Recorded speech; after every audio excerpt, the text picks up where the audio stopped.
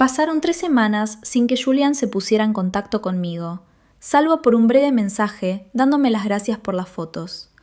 Valentina llamó 2 veces para preguntar cuándo podría volver Riley a visitarla, pero yo seguía poniendo excusas.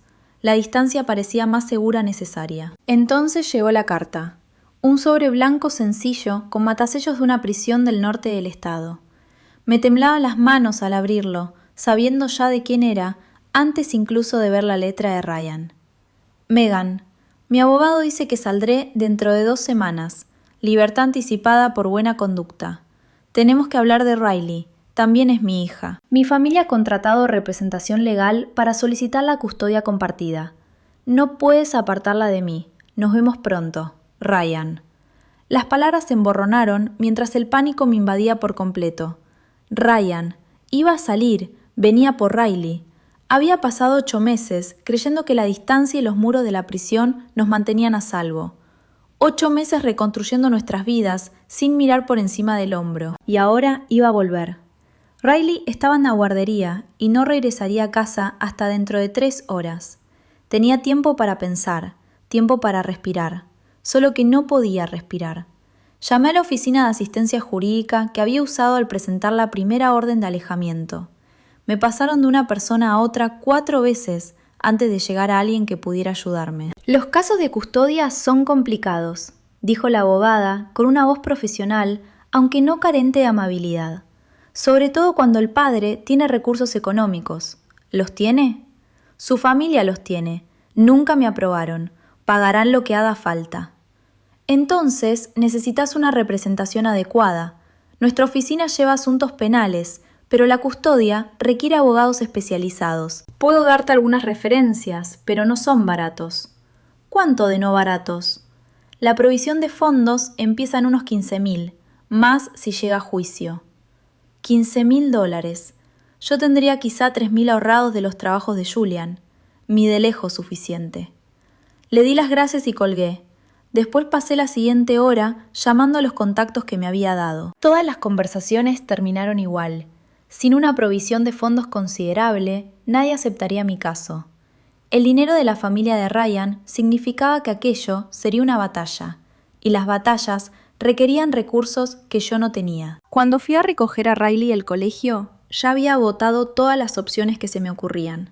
Mi hija subió al coche, hablando sin parar de pintura con los dedos y de la política del patio, ajena a la crisis que giraba a su alrededor.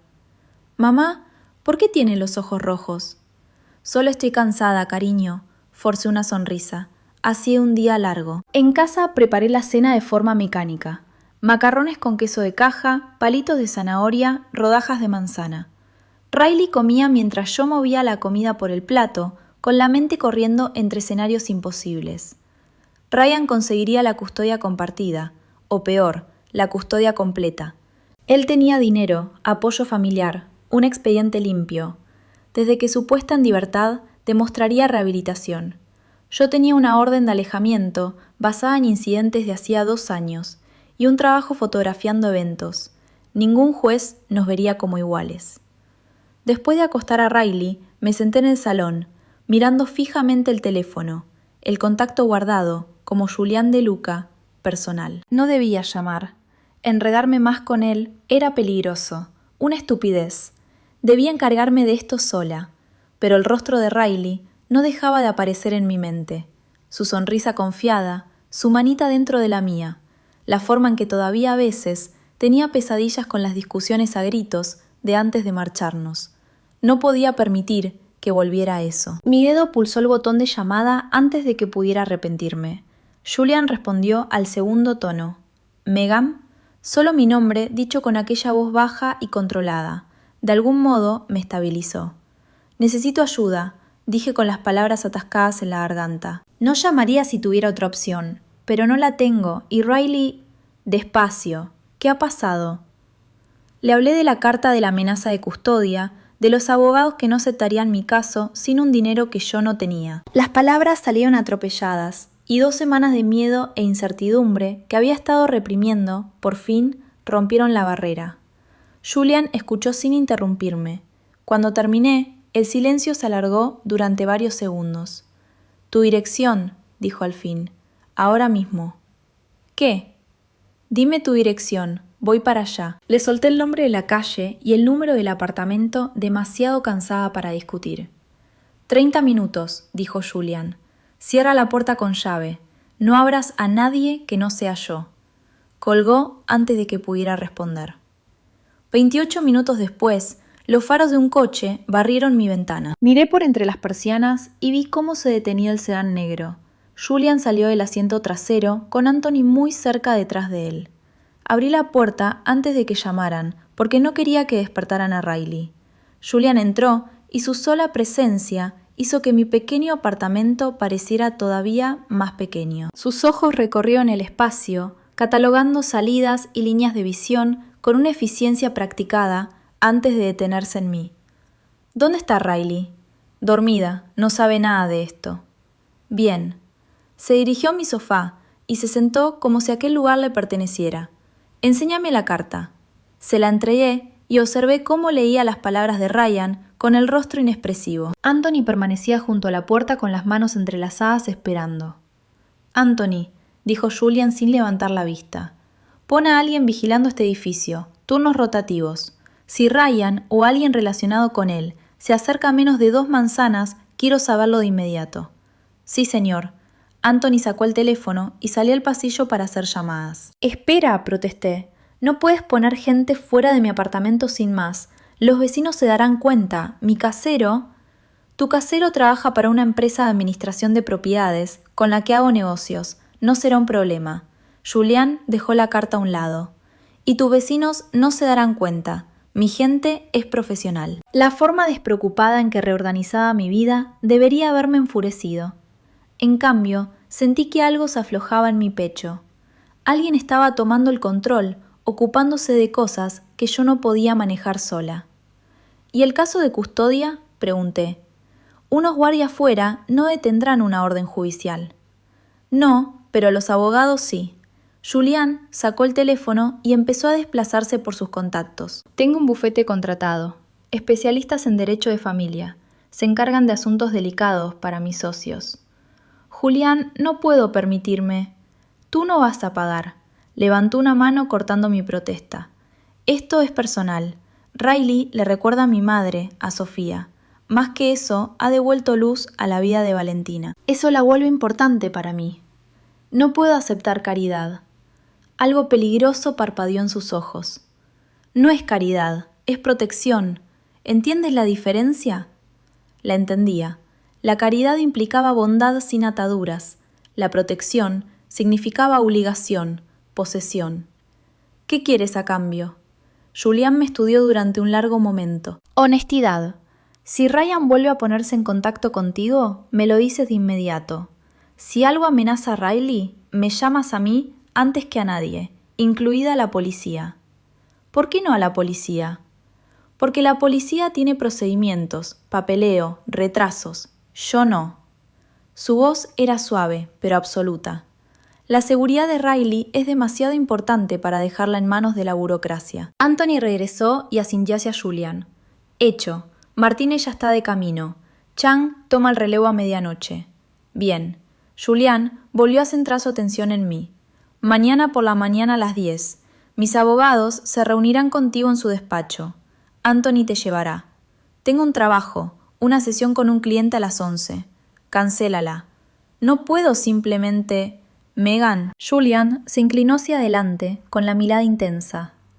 Tu ex marido amenaza con quitarte a tu hija. Todo lo demás es secundario. Cancela la sesión. Anthony te llevará a los abogados.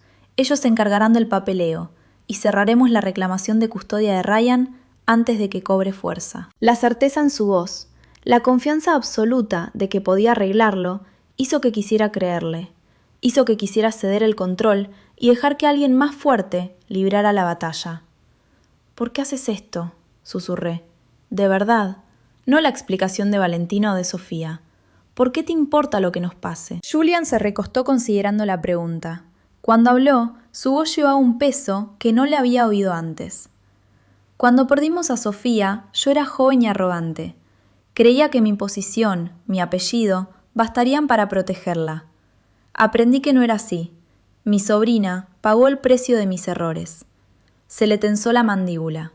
Juré que no dejaría que algo así volviera a ocurrir, que cualquiera bajo mi protección tendría todos los recursos, todas las ventajas que yo pudiera proporcionarle. Pero no estamos bajo tu protección, no de verdad. Solo somos personas que conociste en una cafetería. Pasasteis a ser mías en el momento en que decidí que lo erais. Una afirmación simple, sin espacio para la discusión. Que lo aceptes o no, no cambia la realidad. Riley está a salvo, porque yo he decidido que lo esté.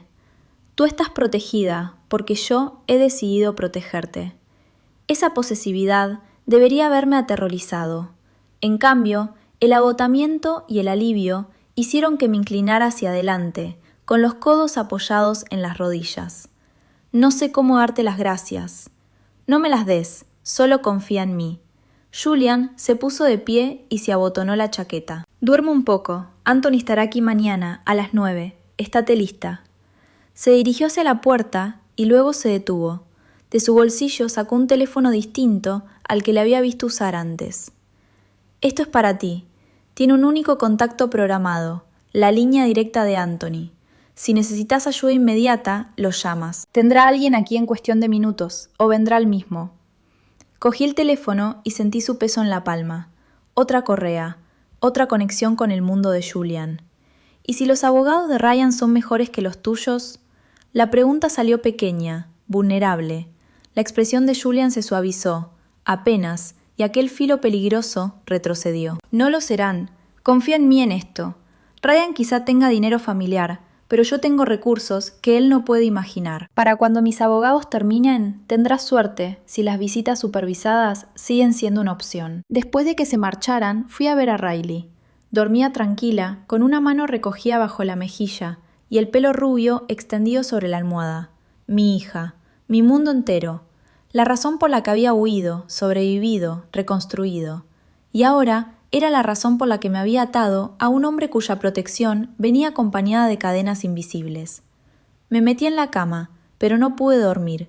En lugar de eso, me quedé mirando el teléfono que Julian me había dado, el único contacto guardado como Anthony Emergencia, y me pregunté qué precio acabaría pagando por aceptar aquella ayuda. La respuesta llegó antes de lo que esperaba, aunque no de la forma que había temido.